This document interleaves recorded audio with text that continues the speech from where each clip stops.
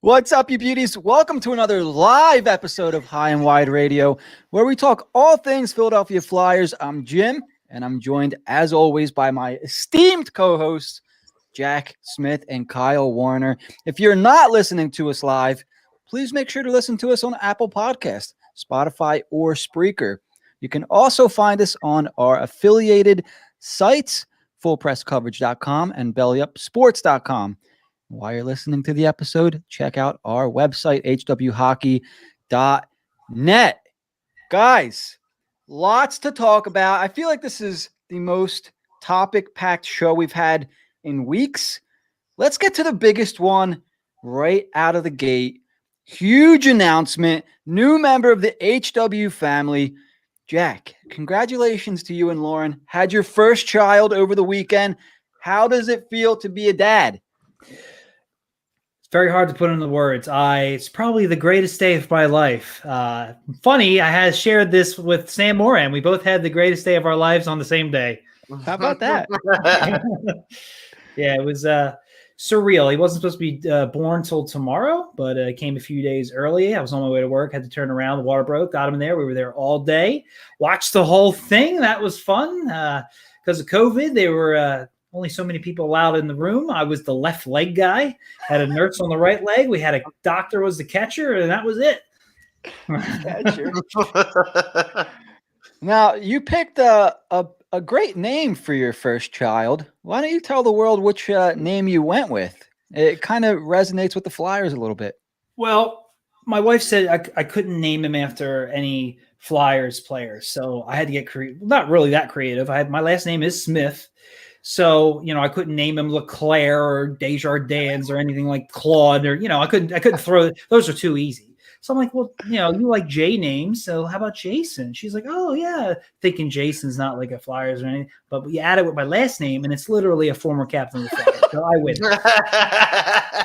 I like that you conned her into that. That's too funny, dude. That's great. So future captain of the Philadelphia Flyers, Jason Smith. Welcome to the world. Maybe you watch this one day when you get older. Right. Yeah. So big news came out today, and it's about one of the most polarizing players on the Philadelphia Flyers. The one Shane Gostisbehere was waived or put on waivers. What are we thinking about this, guys? I know you've been on Twitter all day. You've seen both sides. What kind of side are we on here? Let's start with Kyle here. I feel like it's been a while since we've talked. Which side are you on with all this Shane Gostisbehere thing here? And what are your thoughts on the transaction? I'm on the I hope he gets picked up club. Get rid of 4.5 mil for the next 3 years. And that's the club. That's the side I'm on. It's that simple. And the worst part is not going to get picked up. Nobody's picking up Shane Gostisbehere. Nobody would trade for him.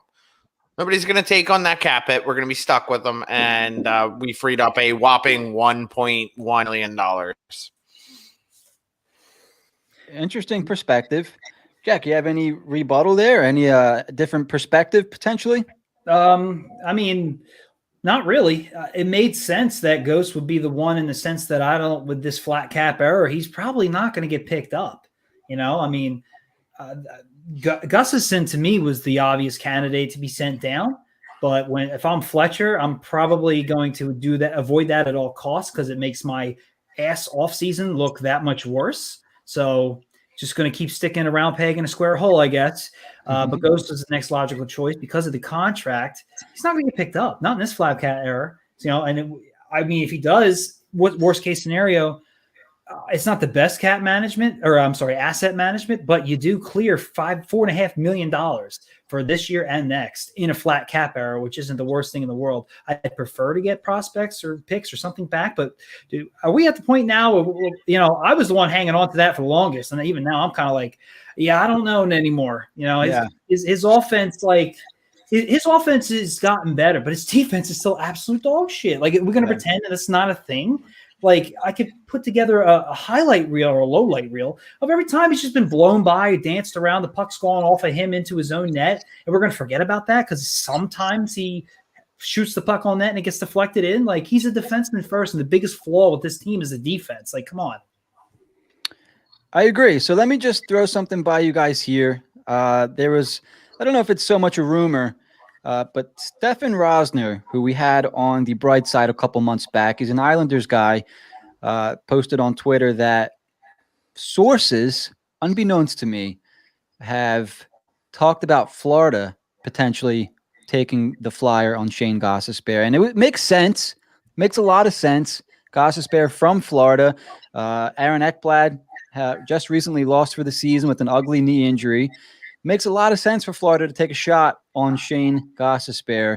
I think they'd only be on the hook for about $1 million this season. I think only $1 million would come off the books for the Flyers for this season.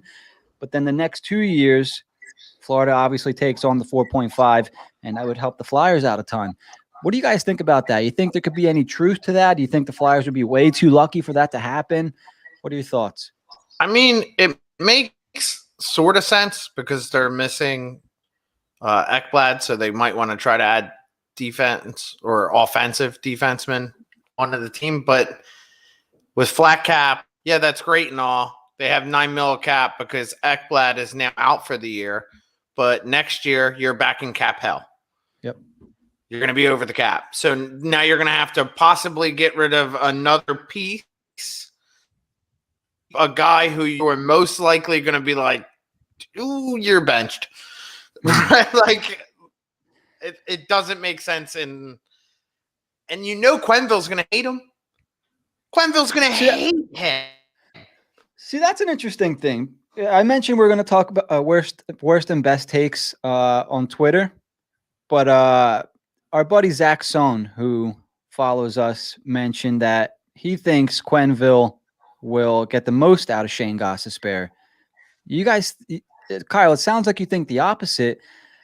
I kind of think Quenneville could use Ghost. I'm not even sure what Ghost's max potential is anymore, going on 27, 28 years old. But it's an interesting fit. I could see him succeeding somewhat down there. He's back in sunny Florida, his hometown. Maybe he's a good weather guy. Maybe he just doesn't like Philly. Who knows what it is? Maybe I think Ghost is the kind of guy where he needs to change his scenery. Do the kid a favor. He's not really a kid anymore. Let him go somewhere else. Let him turn his career around. It's not going to happen in Philadelphia. I'd be interested. I would still follow his career somewhat on another team, and I think he could be successful in Florida.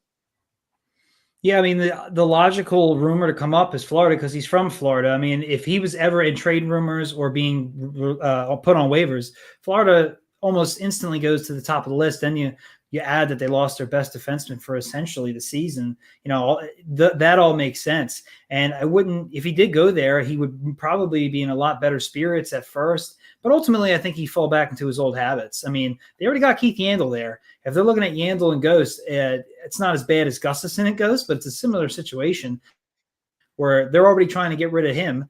And Ghost, yeah, he's younger. He might be in a better home situation. Quenneville's a better coach, but at the end of the day, the player has to be good enough. And I've never seen him play good defense. So how that's suddenly going to happen? Maybe you put him with a better defenseman, but he's played with Provorov, and we know Provorov is good. He just needs somebody. Sorry, I just saw the Christopher McCarthy. They're reporting Florida put a claim in already, so this is a thing. There you go. Take it with a grain of salt. I can't find anything. So I don't know.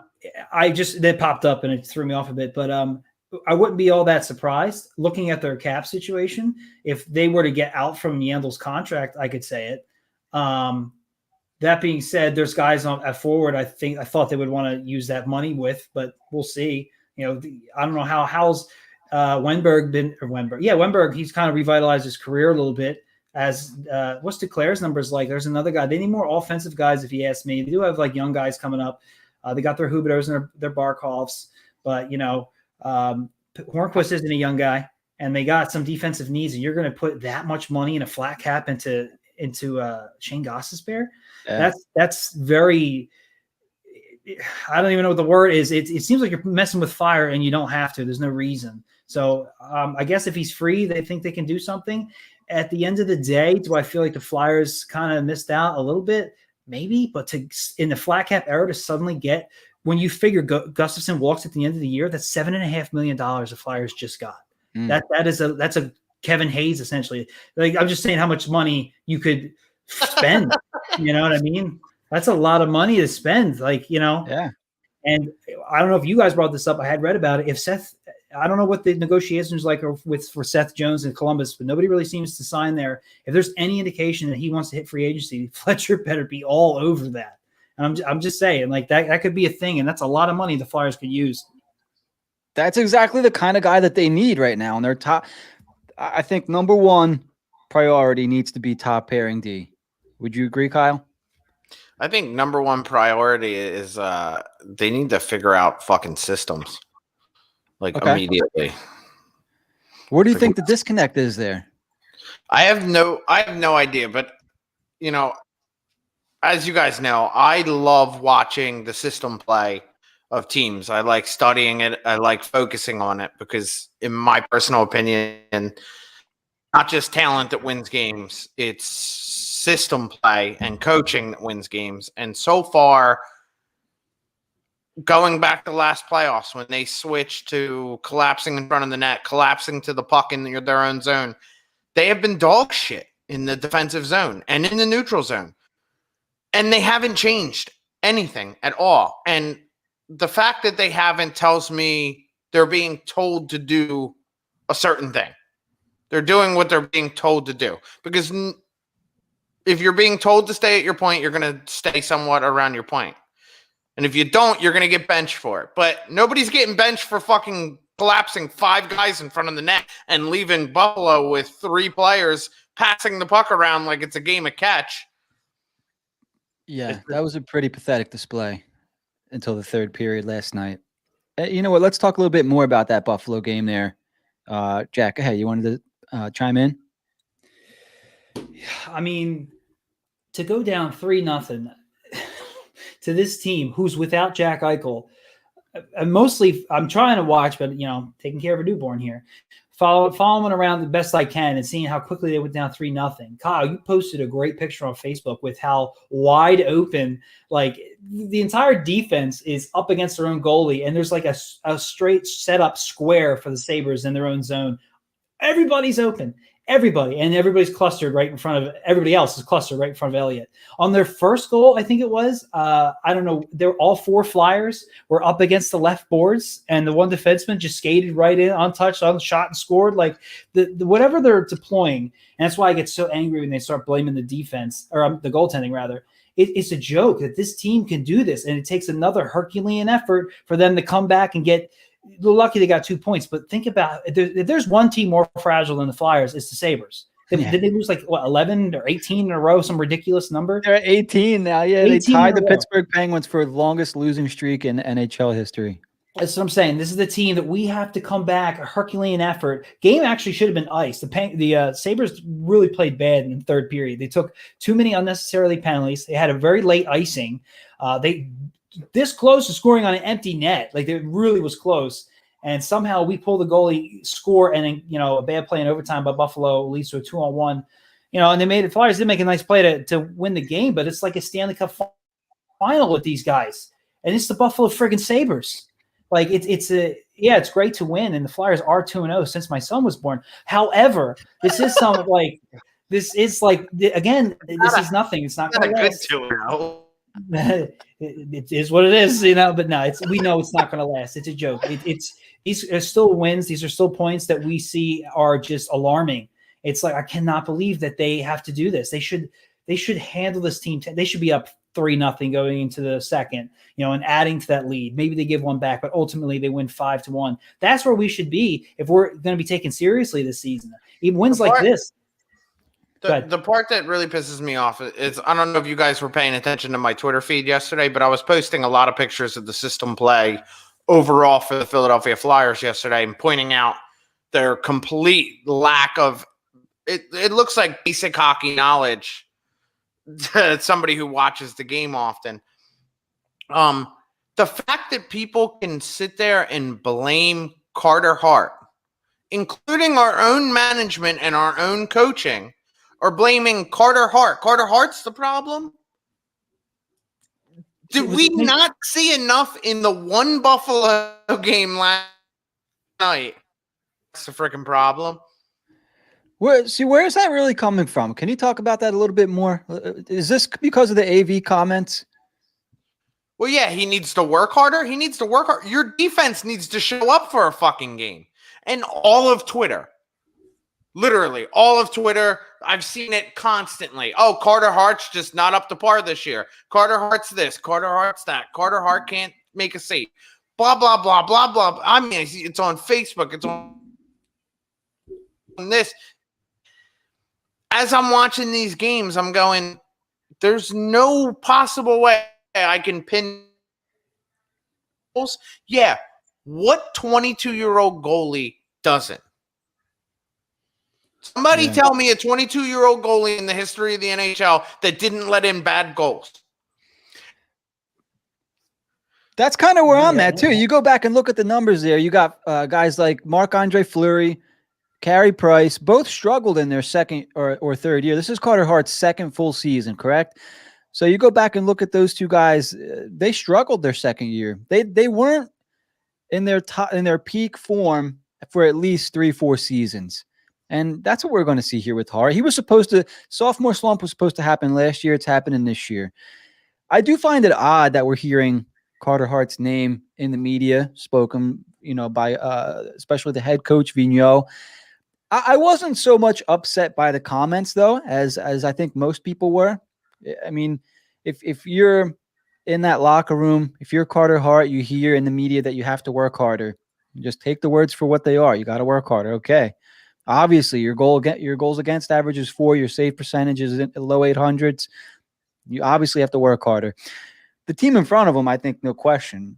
Go check out Kyle's thread if you guys are on Twitter. If any of the live viewers or the listeners on when the show comes out, go follow Kyle at WarnerKyle29. Go find that thread, and it's almost like, oh my God, like did this team forget how to play hockey? They look confused, So there's a lot going on, I think, between the ears with a lot of these guys, and it's concerning, I think. We talk up a lot about accountability, and one thing that's very alarming to me, it's very easy for AV, and I'm directing this straight at him, is to say, oh, well, Carter Hart needs to play better because your system it affects the goaltender, but the goaltender isn't necessarily the biggest cog in your system. So it's easy to blame that because it's not really a part of your system. But whenever he gets questioned about his system, and he actually said this when they lost 9-0. It was the second game. What was that? 8-1.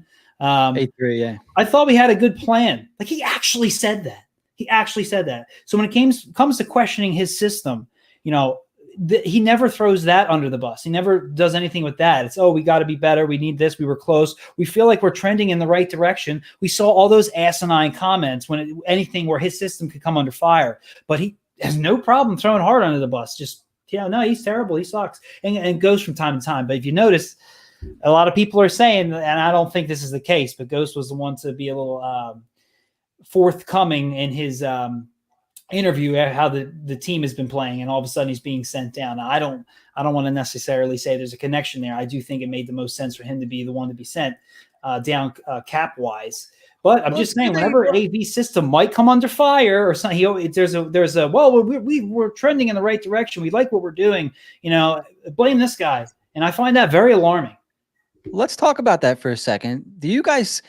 First, I'll give you my point of view there. So if I'm in that locker room and a guy like Shane Gostisbehere, who seemingly, for whatever reason, let's just say because he's not playing defense the way he's supposed to be playing defense in this system, whatever that is.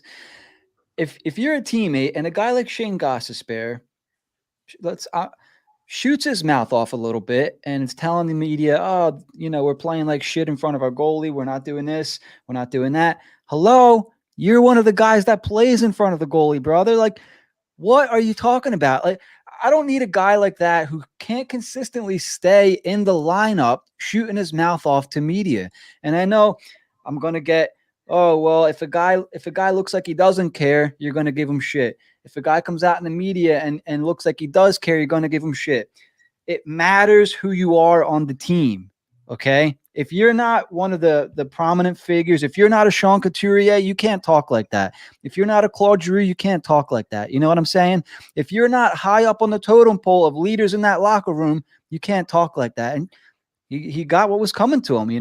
If you can't consistently stay in the lineup and you're going to say shit about your teammates that they got to be tougher, they got to be this, when you're not that, you can't talk that way.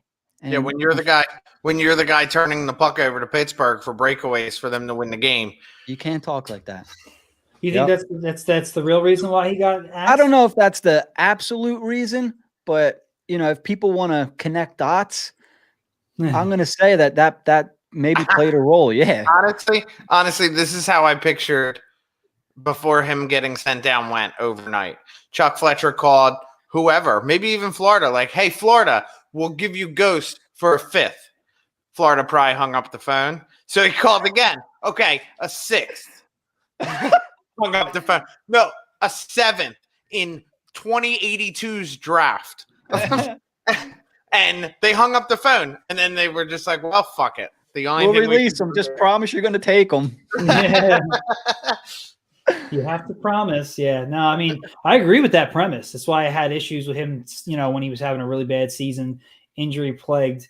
And after that big 5-0 loss to the Devils, which seems so commonplace this year, but it wasn't last year.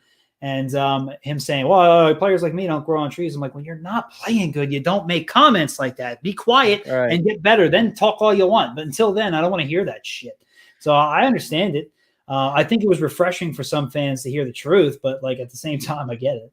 Matters who it's coming from, though. Was anytime AV kind of comes under fire or could come under fire, or his lack of just adjusting in during the games, it suddenly the blame gets shifted towards Hart in one scenario of not adding anybody on the defense. So Fletcher in a regard, and when we look at the teams that he took to Stanley Cups, they both had very, very good goaltenders. I think they're both Hall of Fame goaltenders, in Lundqvist and Luongo. So I mean, that's another, and they both had very good defenses as well. So it's definitely something to keep in mind. Now, I don't dislike AV. I'm not calling for his head or anything. It's very alarming that we keep getting these results. And when they lose 9-0 to one, the same team comes back and they lose 8-1, and the same player has the same amount of stats as he did in game 1 and game 2. It's very alarming that he says, I think we had a good game plan, because the same guy just embarrassed the living shit out of you. Yeah. So I don't know where that comes from. That's very head scratching, but no problem throwing a goaltender under the bus. Let me ask you guys, because I find it interesting that you're bringing up AV here, and it sounds like you have a little bit of animosity towards AV, and I like Alain Vigneault. So sometimes when I like a player or a coach, I tend to ignore the things that other people catch. I think it's just part of being human a little bit. But so it could be that I'm ignoring these things. I'm choosing to trust Alain Vigneault right now. I think he's a very smart man. I think he does things and says things with a purpose. I don't think he says anything by accident. It's up to maybe the player or even us as fans to kind of figure out what he's talking about. What does he mean? Why did he say this? He's not just throwing words out there. It's, if Carter Hart's got to work harder, does he really have to work harder? Is he saying it to Carter Hart to kind of get his shit together a little bit? Is, Carter Hart kind of sulking? Is he, because he's a young kid still. Is he getting down on himself? Does he need to hear he's got to work harder to kind of perk himself back up? Like, what is it? Maybe things are, I don't know. Maybe, who knows what's going on in the locker room? Maybe he needed to hear that, though. So I'm still on the AV train. I'm a Alain Vigneault fan. What are you guys seeing from Alain Vigneault that you don't like? Well, I mean, it goes back to last year's playoffs when we said he didn't adjust, or they adjusted when they were playing great. Yeah, they changed what was working. Let's not kid ourselves. He had a big rift with Luongo when he was in Vancouver. And I think there were some things being said during the Stanley Cup Finals, and they ultimately lost at home Game 7. And then all of a sudden, there was trade rumors for years that they were going to have Luongo and traded. And I think it was Corey Schneider was the guy supposed to take over. And then they ended up trading him to New Jersey. We're sticking with Luongo. I think they even made him a captain at some point. It was the first goaltender to ever be captain. That lasted all of a year. and then everything fell to pieces. So I don't know. I think good coaches, like truly good coaches, they don't get embarrassed like this. Now, a lot of it is the core. I don't want you to think it's all on AV or whatnot. It is definitely this core. We've seen these coach killers get embarrassed in the biggest of games, and again, and now it's starting to happen against like nobodies. That's what bothers me. It's not just the outdoor games or the playoff games. It's just a random game. Oh, Flyers, if you bet on them, you're like mind blown. You're like, what? Like they were the favorites. How are they losing 8-0 in the second period? It's a joke. And that doesn't happen in the NHL to real teams. You don't get embarrassed like that. Maybe once in a while, blue moon kind of thing, but it happens a lot with this team. Everybody's to blame. Everybody across the board. So the fact that we hear Carter Hart needs to work hard, I mean, I've been hearing that for a while now. What are you doing? Besides openly telling this kid he needs to work harder, who, let's be real, he was rushed to the NHL. He's young, 20 to have your full second year and be 22 years old. I mean, that's like top 10, top 15 overall pick status for a goaltender. Like, yeah, he had some accolades. He's been very good, and he is a good goalie, but you can't throw him out there with this Buffalo Sabres defense and hope he drags your team to the cup. He's too young. He is fragile. He's a young guy. He's fragile. He's got a coach that he's basically a therapist for a reason, So to continue to put the blame on him and drive it away from guys like Jake Voracek and all the defense and all that it's kind of silly. And if I saw changes being made, I could get around it, but I see much of the same. And when they get blown out by the same exact team, the same exact guy goes off, he says, "Oh, I think we had a pretty good plan." Well, what was that? Because the same exact result that happened this time happened again, except for you guys got one goal. Yeah. You know what I found interesting in last night's game? And tell me if you guys noticed this as well. I'm sure you did. Joel Farabee, that entire line was benched in the third period. Farabee, Lindblom, Patrick. Now, originally, everyone's losing their mind because why would they bench Farabee? Why would they bench Lindblom? But there's another side to that coin. AV was reportedly not in the dressing room between periods, as to say, let the players figure it out, and it seemed like in the third period, he really put the veterans' feet to the fire. Okay, you're down 3-0 to a team that's lost 17 straight games. Get us out of this. Go win this game. It's on you guys to go do it, right? What did you guys think about that move? Did you think it was stupid not to have some of your better players out there? Did you enjoy the move because they won? If they lost, would we be talking about it a different way? What are your thoughts? I think that everybody in this organization, including AV, is extremely lucky that worked the fuck out. Because if it didn't, there's a good chance people were getting fired and people were getting cut. Like it's that simple. I couldn't agree more. I mean, you think how that third period went. Buffalo lost that third period. Like they took some stupid penalties, some stupid icings. They really should have scored on an empty netter that just went wide. Yeah, the Flyers got super lucky. I understand the premise. I get it, but it's the last place team.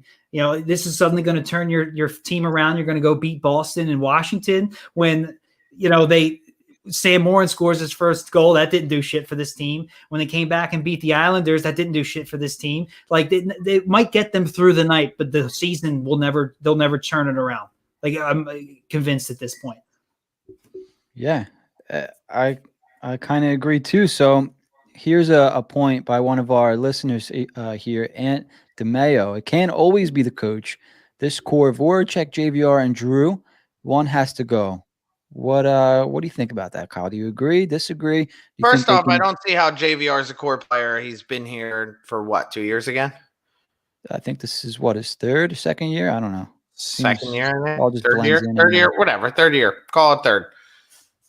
He's not really a core player in my eyes, but I understand the point. But he's definitely not the one who has to go. He's been playing really good hockey. Voracek, if I have to watch him turn the puck over one more goddamn time, I think I may just put my foot right through my own TV, because he is one of the most frustrating players in the entire NHL to watch. He has all the skill in the world, and he does the dumbest shit. Honestly, it's for me personally, if I'm getting rid of somebody, I'm getting rid of Voracek or Kevin Hayes at this point, because Kevin Hayes has showed me jack shit this season. That'd be a toughie to get rid of Kevin Hayes. Could you imagine? It's gonna be tough to get rid of Voracek. It's something like if Fletcher's not sending Gustafson down or doing anything with him, he's definitely not doing anything with. I get why you would say that, but from that standpoint, I don't see it happening. Yeah, I mean, it's definitely not the coach. I mean, only the coach is what I meant to say. But that's why I said I called this core coach killers. Like, I mean, they really can be. I mean, they're the same team. The coaches have changed. The results have essentially, besides a really good stretch last year, have been the same. And yeah, it's Jake. It's hands down Jake. The money he makes financially, it makes sense. How much longer he signed for makes sense. All the mistakes he makes sense. I think he's the kind of guy that doesn't necessarily pick his when things are going good, everybody seems like a great teammate, but when things are bad, he's not the guy pulling you out of the dark. Like, he's not a guy turning things around. He gets frustrated, he says dumb shit.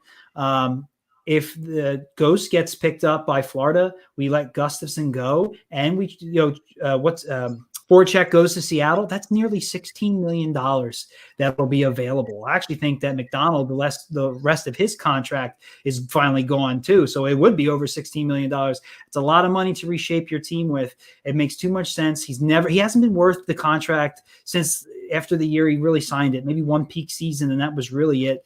Giroux's going to be a free agent in 2 years or so. You can re-sign him cheaper. If you don't, you have to say goodbye. But his contract's way too long. I totally agree with that premise. JVR should be in there. If they want to free up some cap space, and he's the guy who goes to Seattle and it helps you protect somebody else or whatever, I get it. But Jake's the guy they should really push to move at this point, because he's number one on that list for all this bullshit we've been seeing for the last 6 years, and which I've said before is in the Flyers' entire history the worst stretch of hockey we've seen in Flyers hockey. Doesn't it feel like Voracek's gone missing again? Like, he's got 4 assists. Like the whole team's gone missing, Jim, to be 100% honest. Yeah, but you know how we don't see Voracek for extended stretches. If you told me that Voracek played in the last 3-4 games, I wouldn't believe you. I didn't hear his name once. I'm looking here now. He played 13 minutes against New York, the 2 games where they got blown out. Surprising. Well, I mean, not surprisingly, because we found out what they did in the third period. He played almost 19 minutes last night against Buffalo. He had an assist. It's just this is a guy that wears the A. I know there are people that don't put as much stock in the letters anymore, which I think is a shame, because it kind of takes away from the meaning of being a captain or an assistant captain, whatever it may be. But, I think those things should mean something. And I've said it many times before. A guy like Jake Voracek should not be a leader in your locker room, especially in a room full of kids.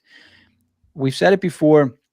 I've said it. If there is somebody that goes, I would like for it to be Voracek. I think he's not great in a room that, specifically in the Flyers locker room with, the mix of players that they have.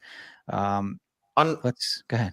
Unfortunately, with my biggest concern, well, not necessarily a concern, but more how I view how that will take place, is you're not just going to lose 8.25 mil.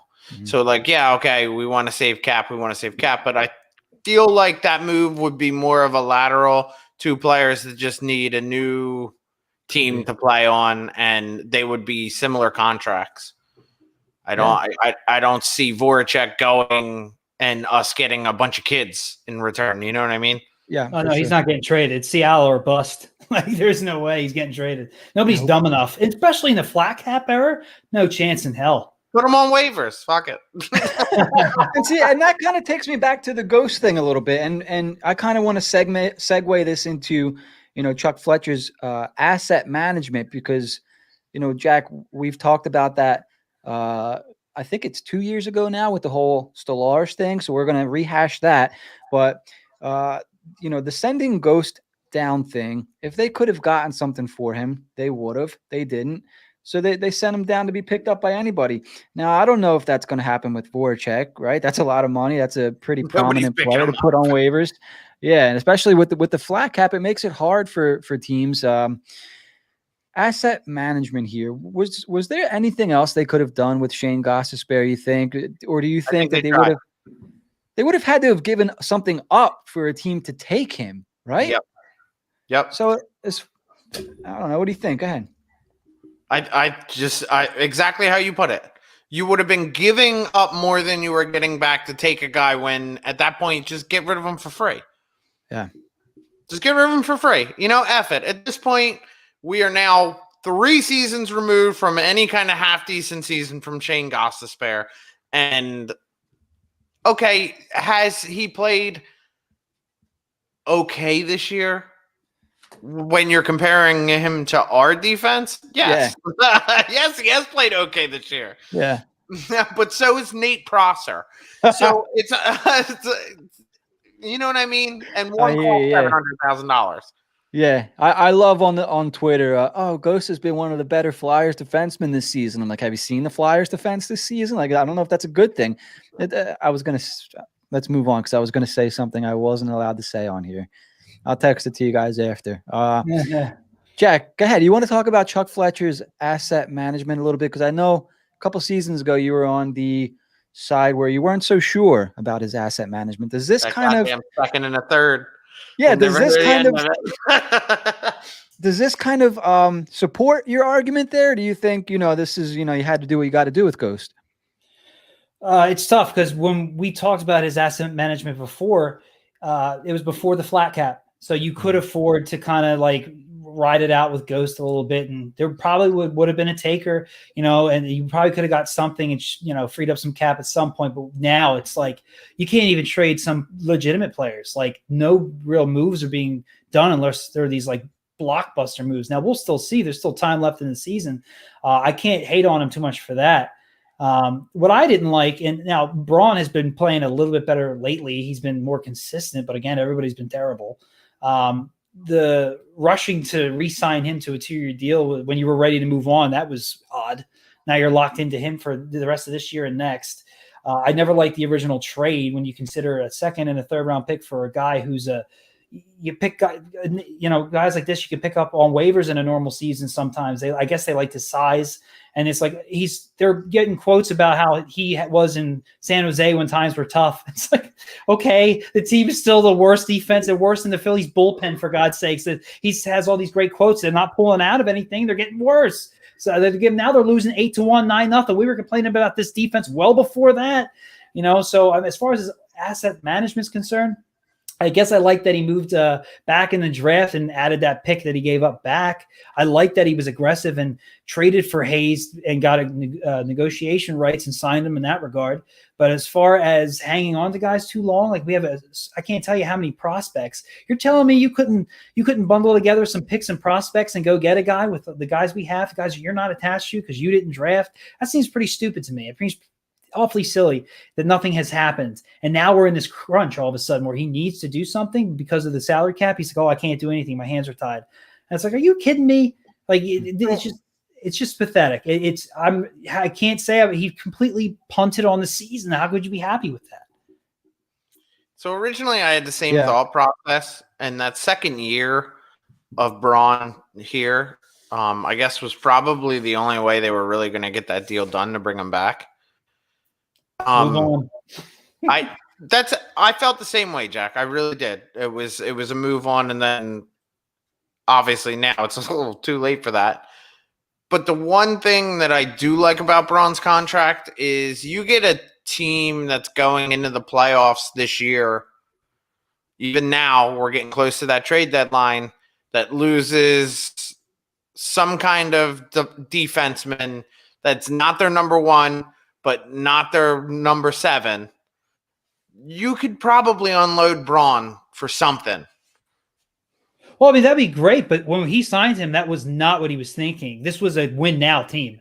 So like that was not a win-now move. So, yeah, I agree. I think, sure, somebody could add him, I guess. I mean, he's still under contract for next year, which it's not a lot of money, but it's still something.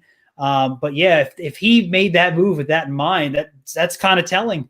Like, I could flip him if I had to. It's like, okay, so we're not going for it then? Because that's kind of stupid. You know what I mean? Well, we're definitely not going for it. Justin Braun is on our number 1 pairing. There's no going for it there. There you go. That's what I'm saying. Niskanen retires, and the knee-jerk reactions, 2-year deal of Braun.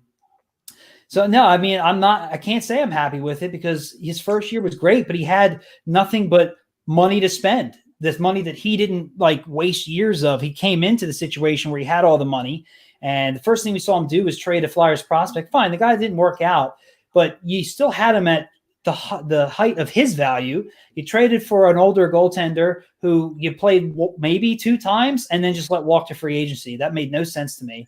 Like, did he not want to sign here? I really don't care. You traded for him, you spent assets, and you did nothing with him. That was stupid. You overpaid for Braun. Like, I like the Gudis move for Niskanen. That was probably his best move. You know, I mean, can you think of another trade or signing he made that was better than that? Like, I mean, that was great. But I also feel that the Capitals were in a situation where they needed to free up some cap fast. Yep. And they like some grit, and they made that move. We all knew who the better player was in that deal. Yeah, so like I can't say I'm too happy. And when he comes out and says my job's too hard, essentially, it's like, what faith do I have in this organization that anybody from top to bottom is going to do anything right? Yep. So I'm going to use your goalie mention there as a segue, because the Flyers are apparently in the market for a goalie, which makes no fucking sense. No sense. Here's something funny, Kyle. So Jack and I were talking with our good friend Manny from Brotherly Pod last week on a post game, and we were just kind of BSing, and the topic came up. Well, what if the Flyers go out and bring in a goalie? This way Carter Hart can kind of, reset and get himself together. Lo and behold, a report comes out from our good friend Pierre LeBrun, and he mentions that the Flyers have been sniffing around goaltender Jonathan Bernier to bring in this season to give Carter Hart a chance to reset. And it's like, why? Why are you going to give up more assets for a goalie? Why are you going to do that?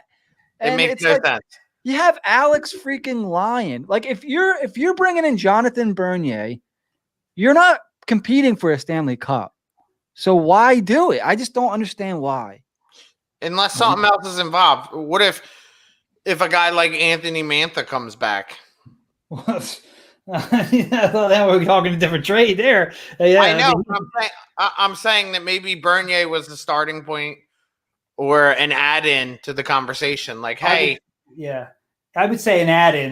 Because if Fletcher is calling and asking for goalies, I have a problem with that. Yeah. Like, you know what I mean? Like, if he's talking about Mantha, which I don't think Detroit does, why would I just don't know how they would get to goaltending really, and why he would even be on the market for that. Like you said, you have Alex Lyon. Like, if you don't want to subject your young goaltending to this horrific defense, then you just bring him up. Unfortunately, he is what he is. I wonder if one of our other goalies in the pipeline would be included. Can you imagine giving up actual assets for Bernier? You want to see Twitter melt the fuck down? Do that. Are you kidding me? Like, that would be so. I'm just saying, dude. Oh my God, that would be. Jesus Christ. Steve Yzerman is going to absolutely fleece Chuck Fletcher. Yeah. I just want to tell him, just don't make it. Just to stay away from Detroit. You're going to get run over. Please, God. Just don't answer the phone. Don't answer the phone. Well, I think I can make it. You can't. Just don't. I just don't get it. Like, you have Alex Lyon. He's never going to start or play for another NHL team. He's just only going to play for the Flyers. Like I said, you're not going to do anything this year. Let the guy play some games. If you're going to do anything positive this year, and we'll get to one more positive thing in a second, let Alex Lyon play some NHL hockey, right? Like, for Christ's sake, he's going to give up 5, 6, 7 goals every other night. But hey, he's going to get some NHL action. What are you going to do? Yeah, and we're already giving up 4, 5, 6, 7 goals a night. Exactly. If he plays good, all of a sudden you got a trade piece on your hands there. Yeah, so it's like, if you're going to give up that many goals, at least let a guy go out and enjoy himself while he does it. Like, he's going to love every second he's up in the cash NHL. His paycheck. It'd be more money playing in the NHL. He'll enjoy that for sure. But the fact that are you telling me that he's like, I can't find any defense, it's too hard. I'm gonna aim towards goaltending to give Hart some time off. Give me a break. Are we that bad of an organization at this point that we're thinking like these low market teams who never sniff the playoffs? Do you guys think, because a lot of this revolves around Ed Schneider dying. Like, there's no more emotion in the management system at all. Didn't Holmgren even retire? Yeah, I think he's not even president anymore. I think he's done. Yeah. So Who in our management system has any emotion towards this team at all? Chuck Fletcher? He don't give a fuck. He trashed Minnesota. Yeah, they've been doing pretty good without him up there, huh? They're starting to get their shit together. That's scary, man. I don't know, because it's definitely not Dave Scott. He'll try to sell tickets and he'll up prices and parking and concessions, but I don't think he gives a rat's ass if the team wins. Yeah, as long as green paper is coming in. That's it. As long as that keeps coming, and the only time there has never been a time in Flyers hockey where it's like that.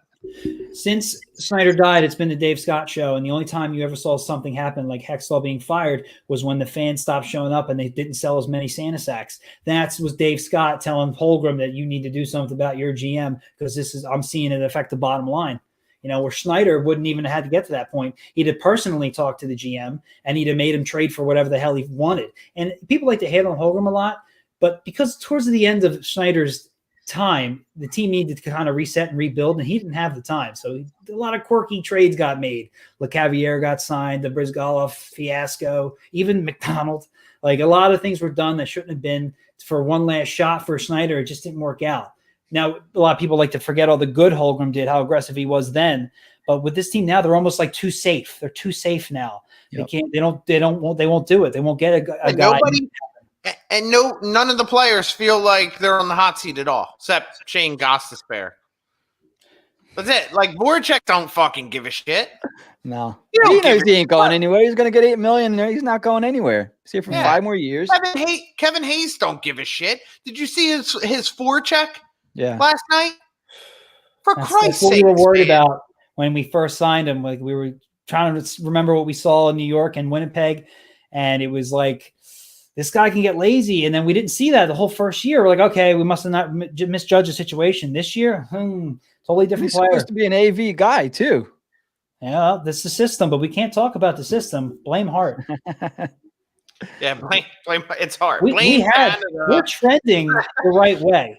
You lost 9-0, but we had what we felt was a good plan going in. The same player scored 6 points against you in back-to-back games. That was the first time in NHL history, by the way. Yeah, but we're trending in the right direction. It's Carter Hart's fault. Yeah.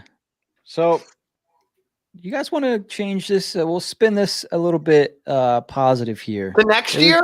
Positive. Yeah. We're Phantoms. High and Wide Phantoms podcast. Yeah.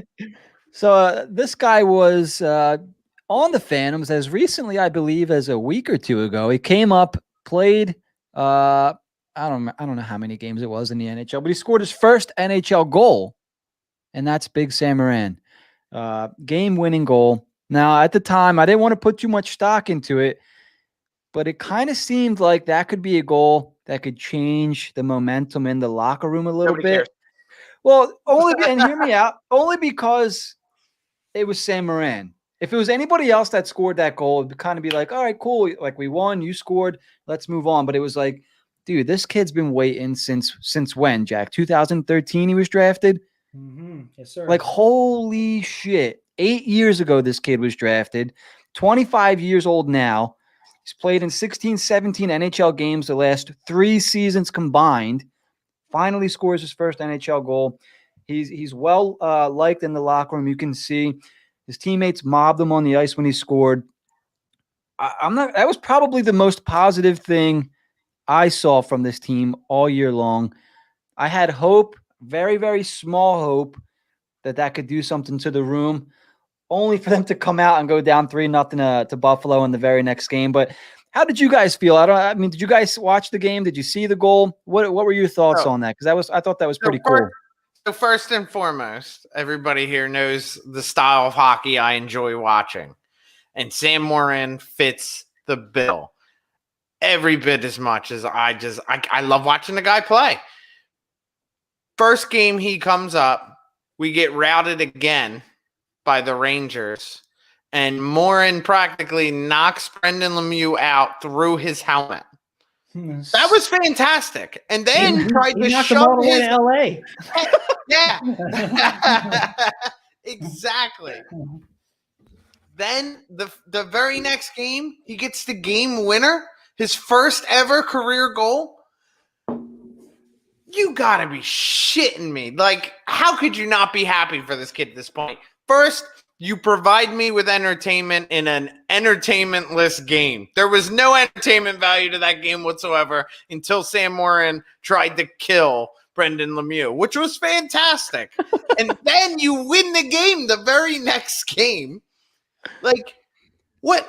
I can't complain. Then we play Buffalo, and he's trying to take people's heads off in the first two periods. He's the only one throwing a hit the whole first two periods.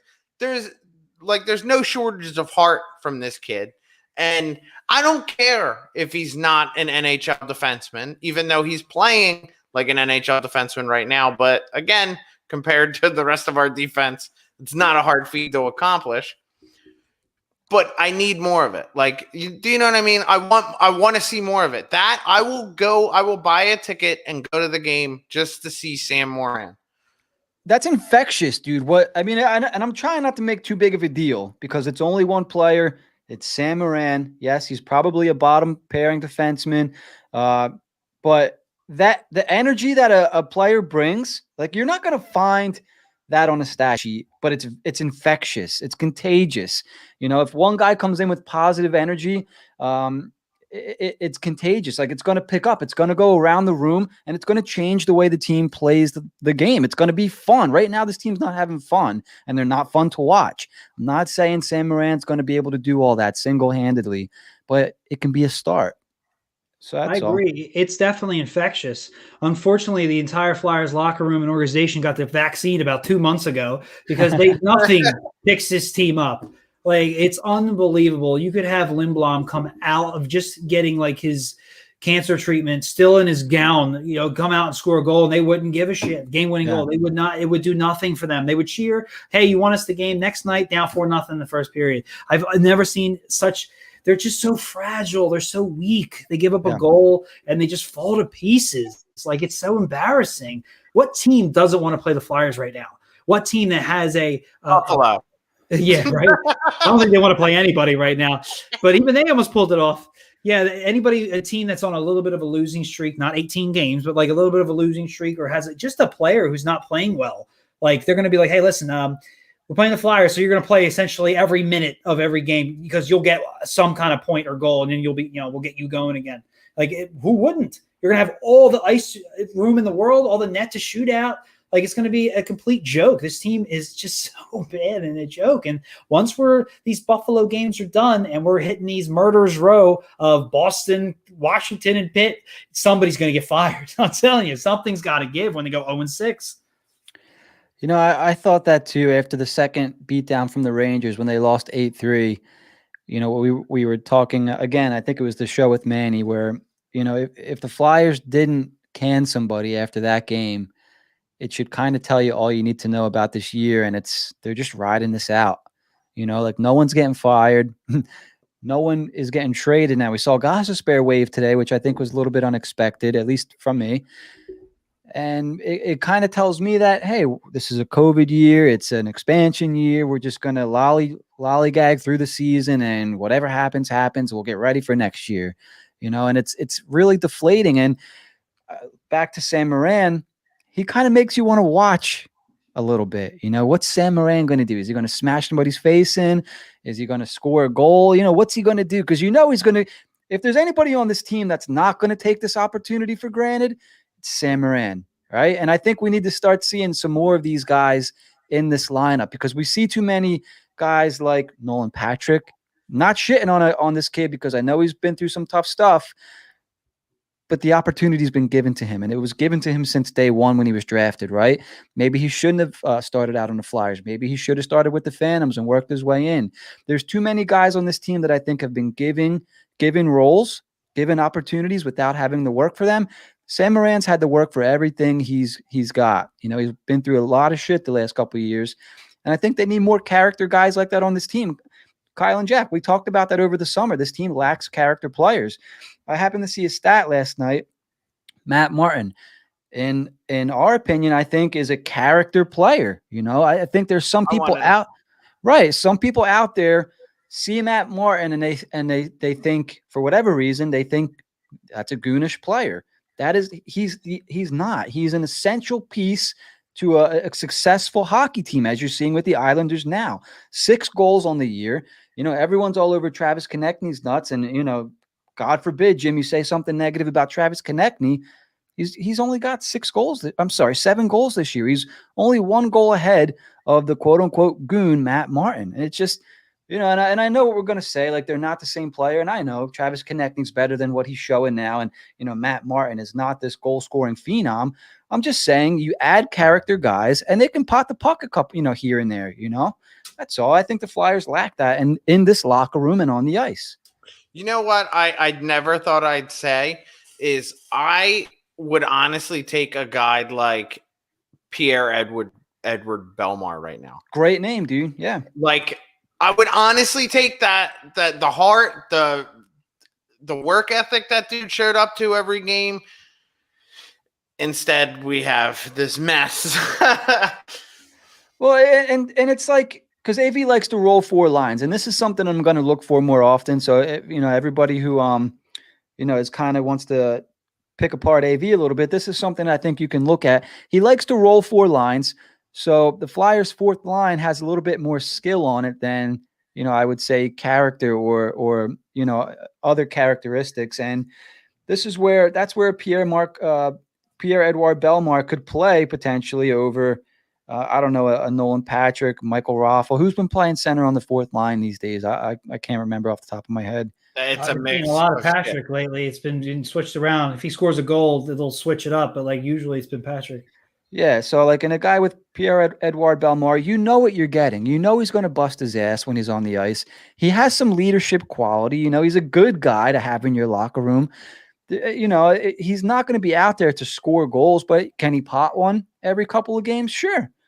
So, people see these players, and if they're not potential 20-goal scorers, they suck, and it's just not the case. And I don't want to get into all that because there's a lot of calculator jockeys, as I call them, trying to tell you how to build an NHL team. Yeah, sorry. Can I ask you guys, so far, after signing that fresh new deal with the Flyers last year, what are your impressions this year of Knack? Because I am, me personally, I'm woefully underwhelmed by anything that dude does. Yeah, I'm inclined to agree. I think there was potential for some regression with this team.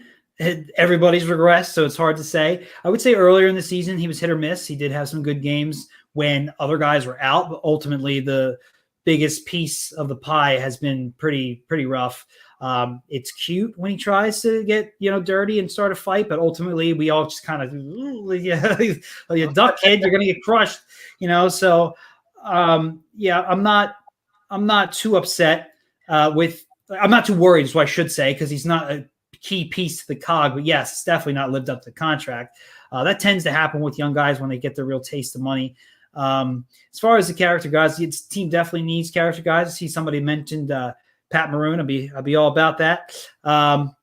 No way Tampa's giving Pat Maroon up. No, we're not. This is what I'm coming around to. They can't add a guy like that right now because you can't take a guy like that and put him on a shit show of a team and expect the core of this team to just turn around and just start playing well. All we're going to get is these 8-1 blowouts that are entertaining, much like what Moran's already given us now. Because we know this team can't get reinvigorated by that kind of play. We've seen what happened when Moran, what he did, scoring his first goal and throwing a body around and getting into fights. It didn't invigorate them then when they came back against the Islanders. They can't keep this going. I think all we're going to get is more of the same. Maybe we don't get outscored. Instead of 8-1, it's 6-1 or something like that. And there'll be some more fights and entertainment. But ultimately, until they figure out this defense, until they figure out some other key holes, it's going to be more of the same. Now, do I believe we need players like that? 100%.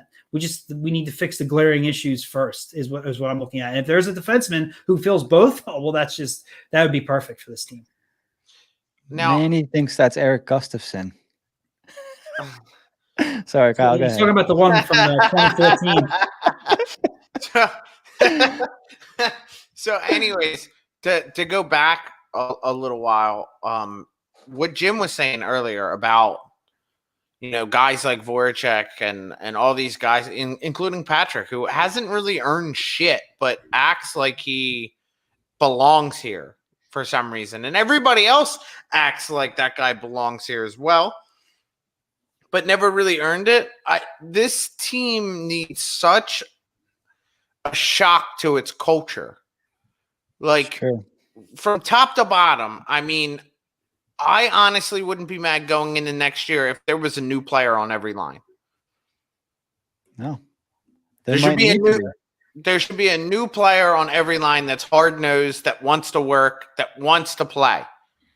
Because there's shifts where you watch. I mean, the first one that comes to my mind is obviously the one I recorded. It's on my Facebook and it's on my Twitter. If you guys want to go and watch Kevin Hayes' wave his magic wand of a stick on a fucking forecheck while your net's empty, which made no sense to me. But if you want to go watch it, go watch it. That's the first thing that came. There's no effort there. There was zero effort there. You're 6'5", you're in on a forecheck, and you're just waving your stick at somebody. Like, no, dude, pinch that dude off, cancel him out. You got to do something. Yep. And that's the kind of shit that needs to change. If you're going to win hockey games, that's the kind of shit that needs to change. There needs to be actual effort on every shift.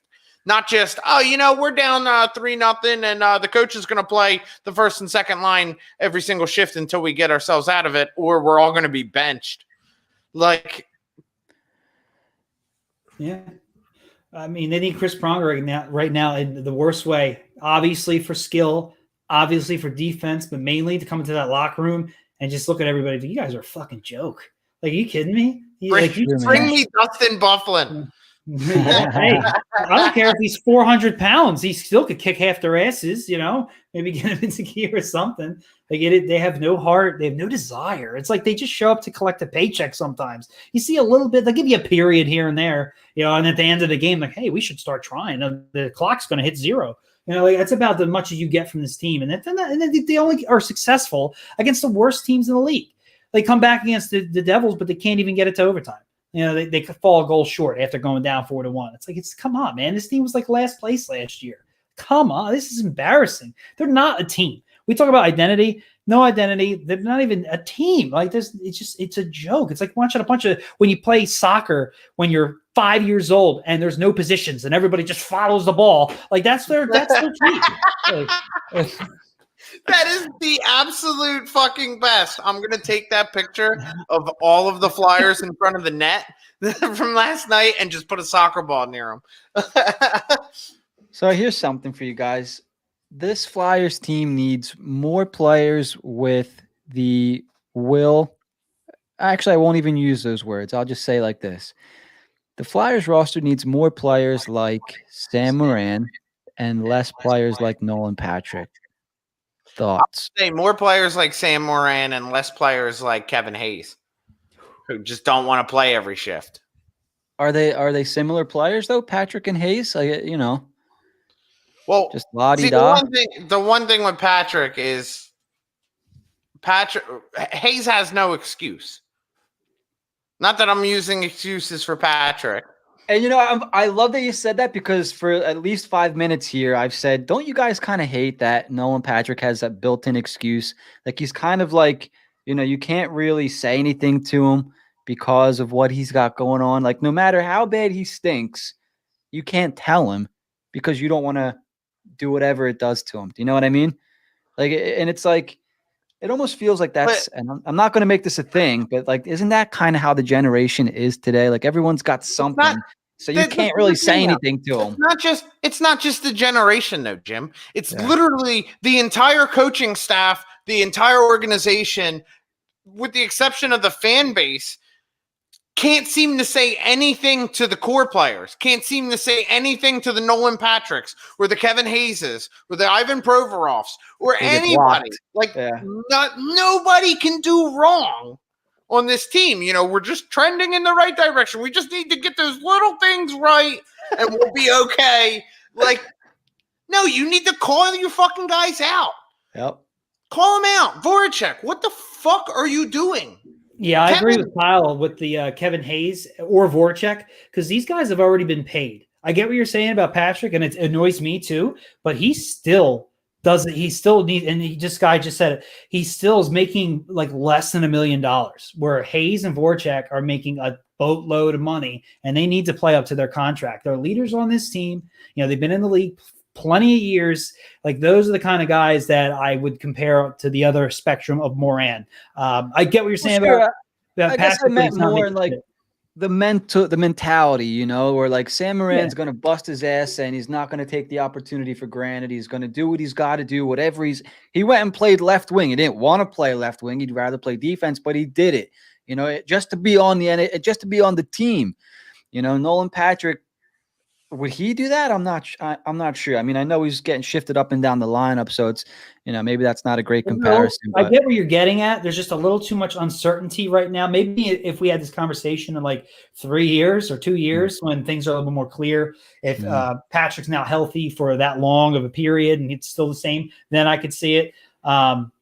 But I understand where you're coming from. We say, oh, Patrick has his built-in excuse. Moran's got a little bit of a built-in excuse with tearing his ACL at his size twice, and being out of hockey for that long and having to come back, and he never stopped. That's why that goal was so great for him and for the team. And the fact that it didn't revitalize them shows you how mentally weak this team is. Like, come on, man, you can't. They just can't hang on to any momentum, dude. It's like they're just a bunch of schlubs.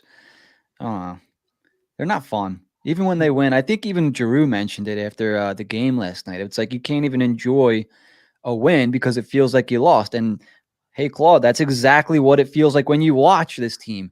When they win games, it's like, holy shit! Like, did they actually win? Like, it's funny. I was listening to a random WIP was brought up the Olympics, the 1980 game, the Miracle on Ice, and they were talking to Al Michaels, and he literally said, I couldn't believe it. I've never seen a team just, go down, a goal and come back and go down another goal and go down again and come back and win. I've never seen that. Like, that's like every win the Flyers have had this season. That's exactly how the game is going. Yeah. Like they are the non-professional of Team America. It's all kids out of college against Team Russia. That's all our wins. That's what happens. All our losses, we get completely blown out, which is what happened earlier in that 1980s Olympic season. It was like a preseason game or something. They got destroyed. It's one or the other with this team. It's unbelievable. Yeah, it really is. So we're actually a little bit over. They're going to go on a 10-game winning streak, just so everybody is aware.